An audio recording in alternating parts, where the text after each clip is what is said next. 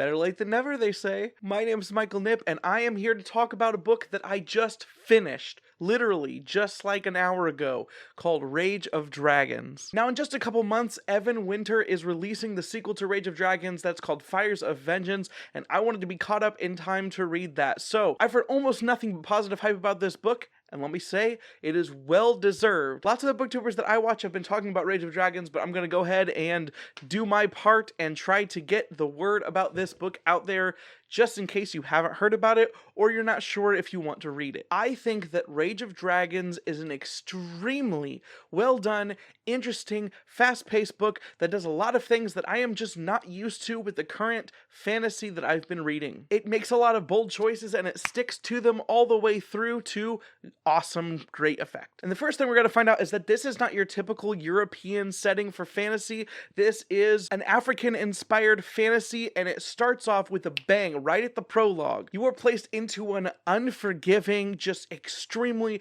oppressive world right from jump. When one people group trying to escape oppression lands in another place occupied by another people group, one that doesn't want visitation from outside oppression, it starts the beginning of a bloodbath that lasts for hundreds of years. The morality of these two civilizations and their stake on this land and their claims about their religion and their society and the caste systems that they have are just extremely muddied, and it's into this context that we are introduced into the primary character of the story named Tao. Tao, we find out from the beginning, is not the most admirable character. He starts off at the very beginning as kind of a piece of crap. Like, he has a plan that is not exactly admirable, and from there we get to see how the society that he exists in wrongs him greatly. And from that point, Tao vows to get revenge. That's the thing that you're going to hear most commonly talked about in this book. Tao has to become good enough at fighting to get revenge on the people that have wronged him.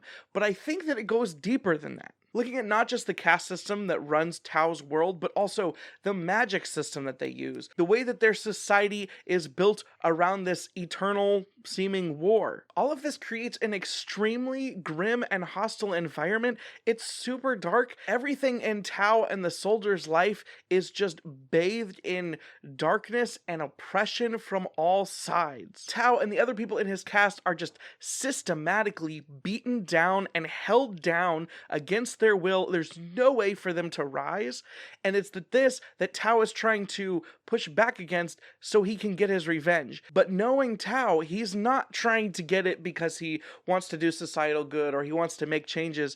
He's just trying to kill the people that have wronged him. And because of that, he is not a perfect protagonist by any means, but he is an understandable protagonist, and we can watch him as he maybe takes 2 steps forward, 1 step back with the character growth, the moral developments that he's making, as he makes mistake after mistake, but he gets better and better at becoming a killing machine. And the majority of this book is spent in the training situations, the military situations where Tao is trying to do what he can in their military ranking system to rise high enough to pull off the murders he's trying to do. Like I said, he starts off knowing nothing, and his goal is to become like the best fighter ever. But through the story, his motivations change, and we get to see a lot of the world through the interactions that he has with other characters. And as we grow to experience the world, we realize how much bigger everything is than the short-sightedness that Tao has. We find out the world that they exist in is brutal, and that brutality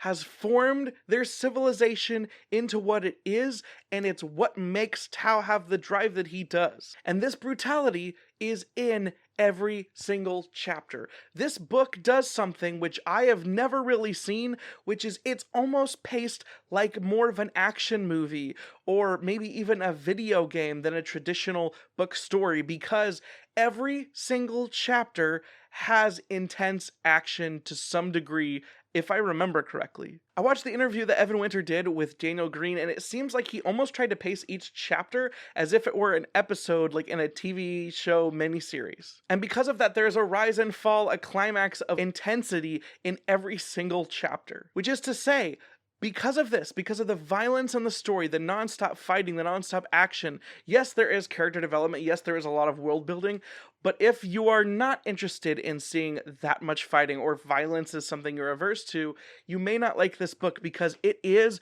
off the charts. And because of that, also, the pacing is such that I've never seen in the epic fantasy that I've been reading lately, because it just feels breakneck. There are very brief respites to get the kind of tone change that you need just to get that breakneck pacing back again without, maxing out your adrenaline all the time, but it pushes those boundaries and succeeds in a way that I didn't know was possible in a book. A lot of times you'll be reading a book and it will be slowish. You'll get the initial setup, which may be interesting. At the 50% mark, you'll get something interesting.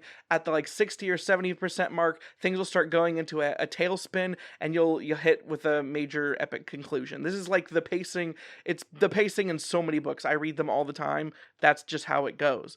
This book is just like constantly dropping new things, and the stakes are changing, and people are constantly they are in training to become these brutal military people in a world where every day hundreds to thousands of people are dying in these battles. And as society has evolved these people into just ruthless monsters a lot of the time. In their military training, people are dying. They're beating the crap out of each other, and it's just normal.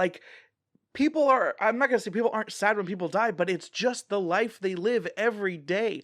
That's their every single day is this way. And so when bad crap happens, people just have to move on. And that's why it's such a big deal that Tao has single-mindedly focused on getting his revenge and doing everything that he needs to become more powerful. And just when you think that he's done everything and he goes against someone and he's not able to beat them in the way that he wants to, he finds a way to become even stronger.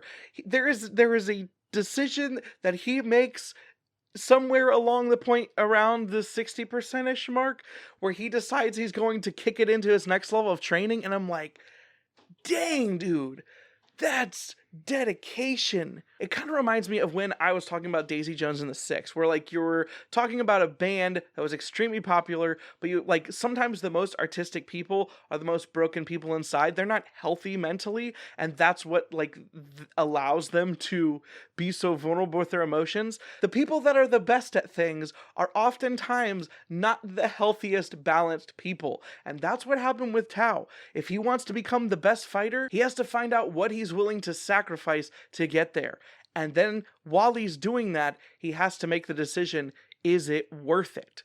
And whew, he goes places, man. The things that Tao has to do to become good are just, it's a ride.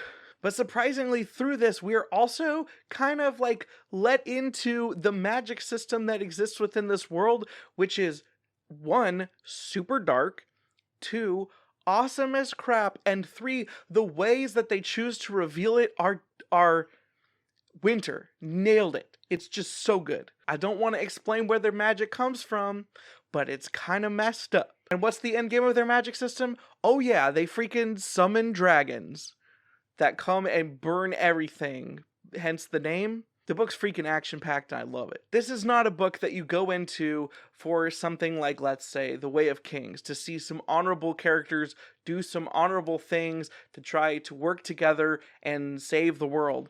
This is a book where we see a very messed up world, very messed up society that is entirely focused around violence and power struggles from the top down. We see extremely flawed characters make extremely flawed choices to try to move forward in their goals, and parts of it are extremely heartbreaking.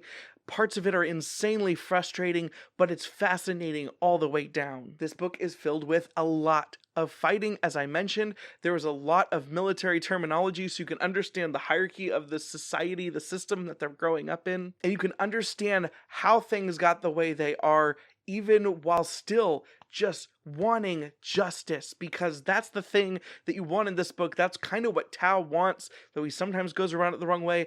The injustices that exist throughout this entire book are enraging. They might even induce the rage of dragons. That is the corniest bullcrap I've ever put in any of my videos, I think.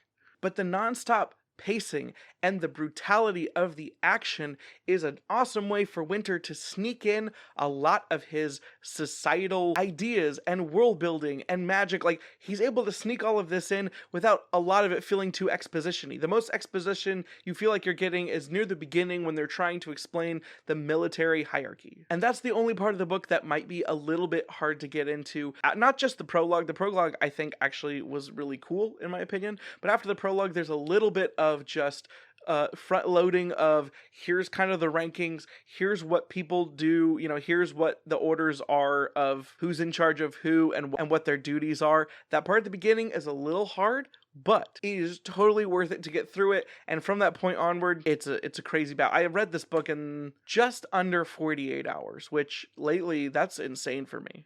Especially because it's not a short book. Having read both the book and also experienced the audiobook, going back and forth a little bit, I will say the audiobook is amazing. The reader that they've chosen to read this book does an awesome job at doing the accents and the character names. It also may help you with the pronunciations, which may be difficult.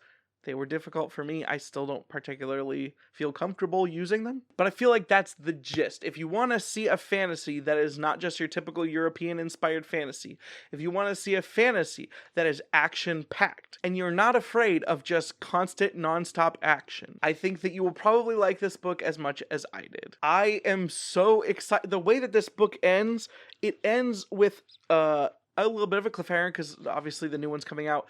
The next book is coming out in November and I could not be more hyped. I'm so excited. The early buzz I'm hearing about it is extremely positive. So I am so much looking forward to Fires of Vengeance. If any of the things that I've said sound interesting to you, do not sleep on this one. This is a good one. It's a very, very good one. Have you read Rage of Dragons? Does this sound awesome to you? Have you heard other people talk about it? Please leave a comment down below. If you like this review, please leave a thumbs up. If you want to see more reviews from me on this channel, please remember to subscribe and hit that bell button to get notifications of when I post new videos. If you'd like to talk about books with me or anything else, there is a Discord linked down below. And if you would like to support this channel financially, there's also a Patreon link down below with some extra added benefits if you want to check that out. I hope that you're reading something awesome. I hope to see you again. Bye. Also, will I say that read this after the next, this is the book I read after Midnight Sun. Holy crap. What a juxtaposition that was. Bye. No one ever get enough. Always looking out tired. Sleep. No one ever get enough. If I don't show up, I might get fired. Sleep. No one ever get enough. Always looking out tired. Sleep. No one ever get enough. If I don't show up, I might get fired.